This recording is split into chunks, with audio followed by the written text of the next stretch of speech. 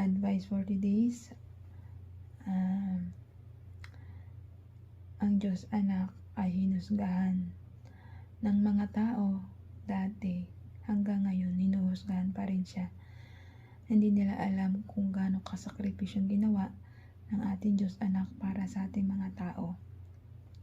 Ikaw na tao na patuloy na gumagawa ng maling gawa, na patuloy na hindi naniniwala sa ating Diyos anak, ay loser ka. Kung ikaw ay loser, is meaning hindi ka naniniwala sa ating Diyos anak na si Jesus Christ. So wag ka na mag-expect ng kaluluwa mo na sa paraiso. Hindi. Expect mo na ng kaluluwa mo na sa impyerno. Kaya ikaw, habang maaga pa, habang may oras ka pa, magbago ka na po.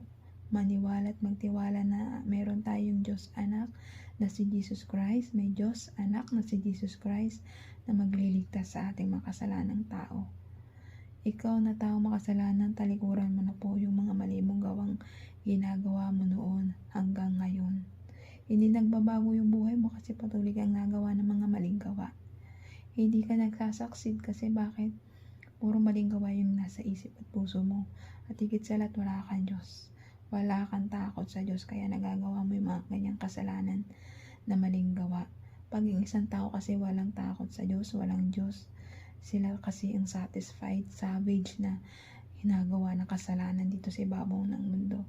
Ang isang taong walang takot sa Diyos, walang Diyos, sila talaga yung magnanakaw, napatay ng tao, nanluloko, nananakit ng kapwa-tao nila, nagawa ng mga hindi magandang gawa, nasamba sa mga Diyos-Diyosan. Sila po talaga yung mga savage na walang takot sa Diyos.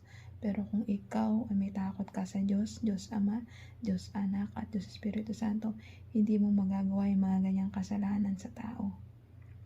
Ang sabi ng Diyos, magmahalan po tayo, magtulungan, magbigayan, at hindi gagawa ng masamang gawa. Puro kabutihan lang po ang gawin natin dito. At higit sa lahat, maniwala tayo sa ating Diyos Anak.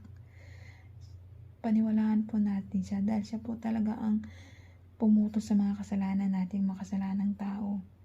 Lagi po tayo manalig manampalataya kay Jesus Christ na siya po lamang ang magkakapagligtas sa ating mga tao na makasalanan dito sa ibabaw ng mundo hanggang sa kabilang buhay, hanggang sa impyerno.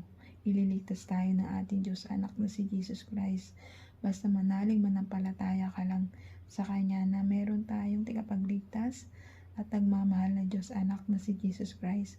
Kahit sa impyerno, ililigtas ka niya. Basta magbago ka lang at magsisisi sa lahat ng mga gawa mong kasalanan. Talikuran